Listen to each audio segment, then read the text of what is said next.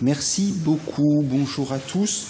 Alors, je suis un très mauvais élève. J'ai commencé par changer le titre, Monsieur le Président. J'ai mis de gravité intermédiaire, submassive. Vous trouvez ça dans la littérature nord-américaine. Et pour ce qui est de la littérature européenne, et notamment des guidelines de la Société européenne de cardiologie, eh bien, les cardiologues sont restés sur le terme de gravité intermédiaire, considérant que le terme submassive manquait un peu de clarté. J'ai travaillé avec à peu près tous les labos qui font des anticoagulants. C'est des subventions de recherche pour mon établissement, et notamment pour la suite de la discussion, Boehringer Ingelheim a en partie soutenu l'essai dont je vais vous parler principalement ce matin. Alors, embolie pulmonaire submassive ou de gravité intermédiaire, de quoi on parle? C'est probablement la diapo des recommandations de l'ESC 2008 qui est, où le schéma, le tableau qui est le plus souvent cité, le plus souvent montré en congrès, et c'est probablement celui sur lequel en 2008 il y avait probablement le niveau de preuve le plus faible. Et donc, ce que recommande la Société européenne de cardiologie, et ça ne sera probablement pas modifié dans les prochaines qui devraient sortir d'ici quelques semaines, eh bien, c'est que les malades qui ont une hypotension prolongée ou un état de choc sont considérés à haut risque, qu'ils aient ou pas de dysfonction ventriculaire droite ou des biomarqueurs élevés. Ils ont généralement une mortalité de plus de 15%. À l'autre extrémité du spectre, on a des malades qui sont à faible risque, qui sont cliniquement stables, qui n'ont pas de biomarqueurs élevés et qui n'ont pas de dysfonction ventriculaire droite à l'échographie ou au scanner, avec une mortalité en dehors de comorbidité importante qui est vraiment très faible à 30 jours, de l'ordre de 1%. Et au milieu de ça, on a un groupe qui représente à peu près 20% des malades suivant les séries, pour laquelle, vous voyez, la Société européenne de cardio dit la mortalité entre 3 et 15% en un mois. C'est des malades qui sont cliniquement stables et qui ont soit une dysfonction ventriculaire droite à l'échographie ou une dilatation gravitaire droite sur le scanner, soit une augmentation des biomarqueurs troponine ou BNP, soit les deux, et là avec un risque de décès un peu variable, vous voyez, entre 3 et 15%, nous dit-on. Et donc la définition de ces malades à risque intermédiaire, eh bien, c'est quand chez un malade cliniquement stable qui n'est pas hypotendu, pas choqué, on a au moins un critère de dysfonction ventriculaire droite ou d'ischémie myocardique. Alors, tout ça, à l'époque, c'était un peu osé, puisque ça reposait sur des petites séries, et la méta-analyse qui est sortie en 2008, d'ailleurs je crois après les recommandations, n'était pas très enthousiaste sur la qualité des études sur lesquelles tout ça était basé. C'est des petites études monocentriques, il n'y a pas d'analyse multivariée, et donc la conclusion, c'est que les limites de cette littérature, ça doit retenir de faire utiliser ces marqueurs ou les valeurs échographiques pour notamment faire de la fibrinolyse. Alors, depuis, il y a quand même eu pas mal de travail. On sait évaluer la gravité d'une embolie pulmonaire, on sait l'évaluer cliniquement avec ce score qui est le Pulmonary Embolism Severity Index, publié en 2005, validé à de nombreuses reprises, avec uniquement des critères cliniques, le sexe, le terrain sous-jacent, cancer, insuffisance cardiaque ou insuffisance respiratoire, la gravité clinique hémodynamique, pression artérielle, fréquence cardiaque, la gravité respiratoire avec la fréquence respiratoire, la saturation, la température inférieure à 36 qui est un témoin d'état de choc et la confusion qui est également un témoin d'état de choc. Alors ça marche pas mal cette affaire, parce que vous voyez que quand on a moins de 65 points ou 65 points, on a une mortalité à 30 jours qui est de l'ordre de 1%.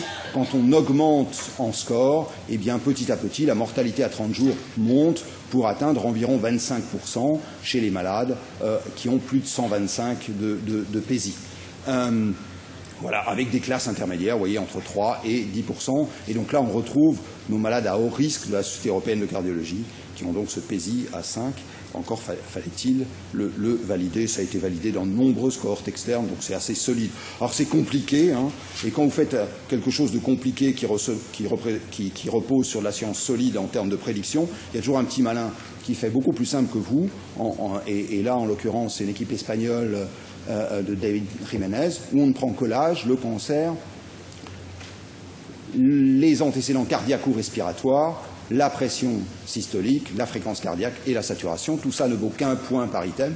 Donc on a 6 items, c'est facile à calculer.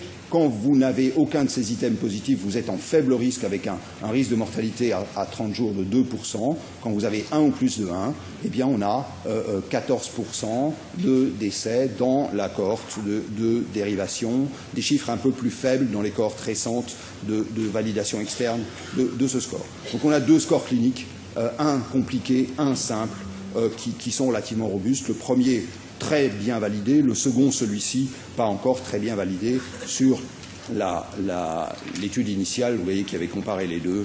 On a des courbes ROC qui sont parfaitement superposables. Alors, est-ce que les biomarqueurs et l'échocardiographie ajoutent quelque chose à la clinique? C'est une des questions. On sait qu'indépendamment de la clinique, ça a une valeur pronostique. Eh bien, vous voyez ici dans cette étude que chez les malades qui ont un PESI élevé, 4 ou 5, les biomarqueurs ou l'écho apportent vraiment peu de choses. Chez les malades qui ont un PESI intermédiaire, 2 ou 3, eh bien, le fait qu'il y ait une dysfonction cardiaque droite ou des biomarqueurs augmente le risque de décès dans cette étude à 30 jours. Une étude de cohorte française à laquelle certains d'entre vous ont participé montre que, indépendamment du choc, de la confusion et du cancer, donc des variables cliniques qu'on retrouve dans le PESI, l'élévation du BNP et la dilatation cavitaire droite sur le rapport VD-VG apportent un élément pronostic indépendant. Cette étude a donné lieu à un score qui tient compte de la clinique avec la présence d'un cancer, du choc ou de la confusion, auquel on rajoute le BNP et l'écho, et on voit que quand plus le score augmente, eh bien plus le pourcentage de complications qui sont la mortalité, le choc secondaire ou la récidive thromboembolique à 1 mois augmente, et donc on se retrouve, comme avec le PESI, avec une ou 2 classes avec vraiment très peu d'événements, une classe intermédiaire qui correspond à ces malades à risque intermédiaire avec environ 10% d'événements et une classe à haut risque avec 30% d'événements à 1 mois. On peut passer là-dessus, c'est la même chose avec des données différentes. Et donc la question, c'est ces malades à risque intermédiaire, est-ce qu'il faut les fibrinolyser? L'état de l'art en début d'année 2013, c'était ça. 6 essais qui rassemblent moins de 500 malades qui sont cliniquement stables, avec un mélange de malades à risque intermédiaire avec une dysfonction cardiaque droite et un mélange de malades à risque faible, sans altération clinique, sans dysfonction cardiaque droite. Qu'est-ce qu'on voit sur ces 500 malades? Les récidives, 2%, 2,8, pareil. Le décès, 3,3, 2,4, pareil. Numériquement plus dans le groupe fibrinolyse que dans le groupe héparine. Quand on combine récidive et décès, vous voyez, on est à 5% dans les deux groupes. Vous voyez les autres ratios. Il n'y a vraiment pas de différence. Attention, les intervalles de confiance autour du 1 sont relativement larges. Pour le décès, vous voyez, on va de 0,5 à 3. Alors, attention, tous les malades dans ces essais ne sont pas des malades à risque intermédiaire. Dans le plus grand essai qui a été publié dans le domaine, qui était l'essai de 2002 par Constantine dans le New England, vous voyez, il y a 118 malades dans un groupe, 138 de l'autre, donc 250 à peu près sur les 500 de la méta-analyse. Il n'y a que 30% des malades dans les deux groupes de l'étude de Constantine qui ont une dilatation cavitaire droite sur l'échocardiographie. Donc on a une majorité de ces patients dans cette étude qui ne sont pas à risque intermédiaire. Et du coup, on a des essais de taille relativement faible, avec 500 malades au total dans la méta-analyse, une mortalité qui est basse, moins de 3%, et donc on a clairement un manque de puissance pour voir ce que fait la fibrinolyse. Et donc dans les recommandations de 2008, vous voyez, ça commence assez clairement. L'utilisation en routine de la fibrinolyse chez les malades qui ne sont pas à haut risque n'est pas recommandée. S'il y a un point là, on comprend tout. Le problème, c'est qu'il y a une virgule et qu'on nous dit que ça peut être considéré chez les malades sélectionnés qui ont un risque intermédiaire, qui ont un risque, une embolie pulmonaire à risque intermédiaire, en vérifiant bien qu'ils n'ont pas de risque hémorragique. Et enfin, il ne faut pas utiliser la fibrinolyse chez les malades qui sont à faible risque. Tout ça vous est donné avec un grade 2B, un niveau d'évidence B. Donc on ne peut pas aller beaucoup plus bas. Alors est-ce qu'on peut faire mieux? Donc il y a une étude qui n'est pour l'instant pas publiée. Donc je vous livre quelque chose qui n'est pas encore validé par les pairs, mais qui a été présenté en congrès au mois d'avril. Donc comme c'était bien loin les Amériques, je vous fais ça à la Défense. Et donc c'est un essai prospectif randomisé en double aveugle qui compare la tenecteplase, donc un fibrinolytique, et l'héparine contre un placebo et de l'héparine chez des malades qui ont une EP de gravité intermédiaire. C'est une étude académique avec un sponsor académique, un financement par le PHRC en France et par le ministère de l'Éducation en Allemagne, plus un financement complémentaire de la firme qui fournit le produit, qui est donc Boehringer Ingelheim. Les critères d'inclusion, c'est donc cette fois-ci des embolies pulmonaires de gravité intermédiaire.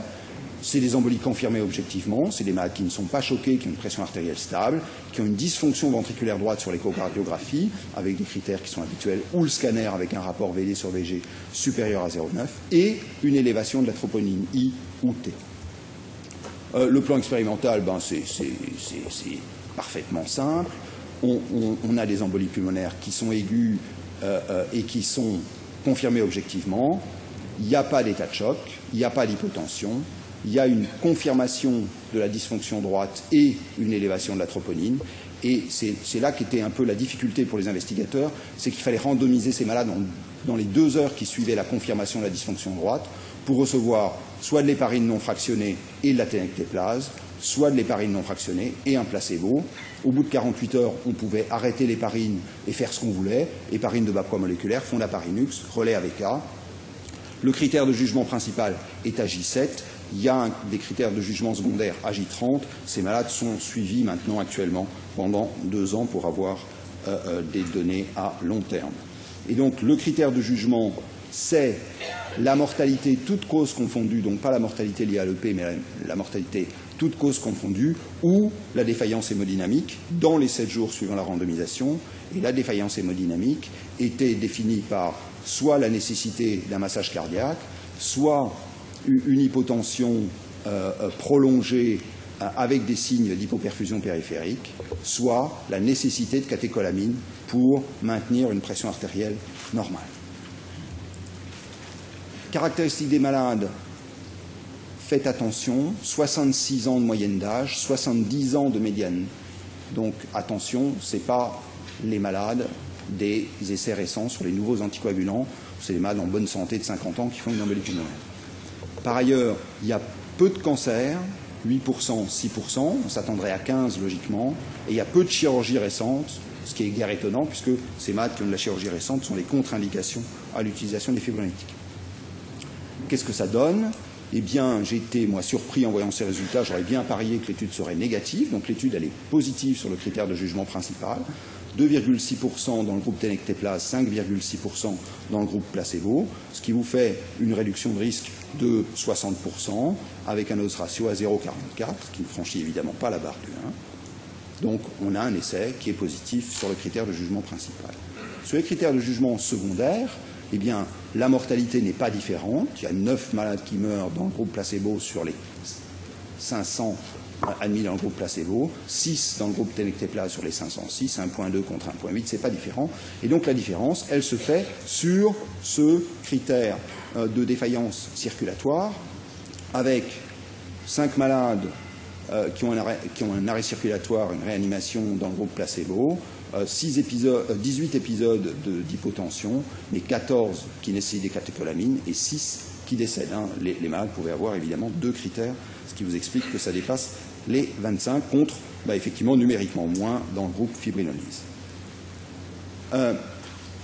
Qu'en est-il de la sécurité? Eh bien, c'est là que le bas blesse. On a une différence qui est significative avec 6% d'hémorragie extracrânienne majeure contre 1,5% dans le groupe placebo, qui est une différence significative, et peut-être de façon encore plus préoccupante, 2,4% d'hémorragie intracrânienne contre 0,2 dans le groupe placebo, une différence qui à soi seule est significative en raison de la puissance de l'essai.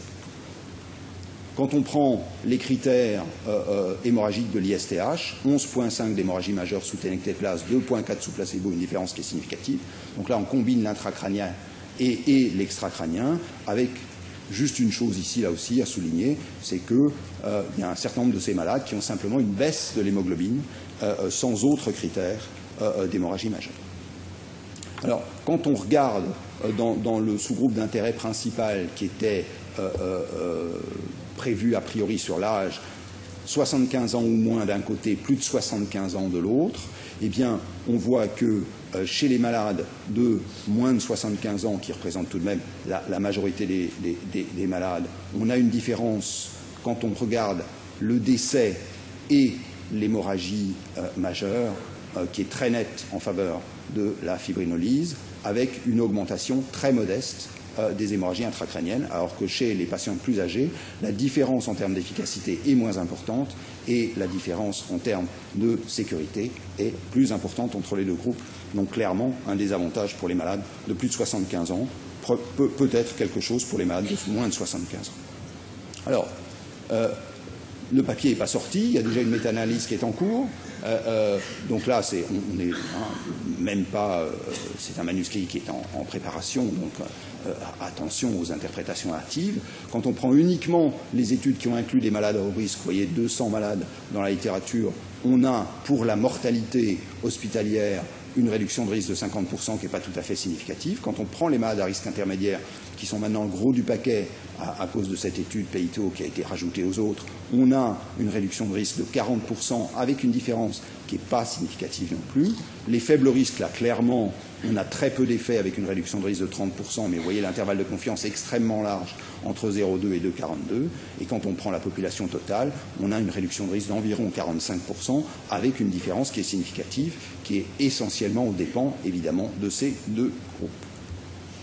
En conclusion, donc, ce qu'on peut dire, c'est que les embolies pulmonaires de gravité intermédiaire sont définies maintenant par la dilatation des cavités droites ou la dysfonction des cavités droites échographiques et l'élévation des biomarqueurs cardiaques en l'absence d'hypotension ou de choc.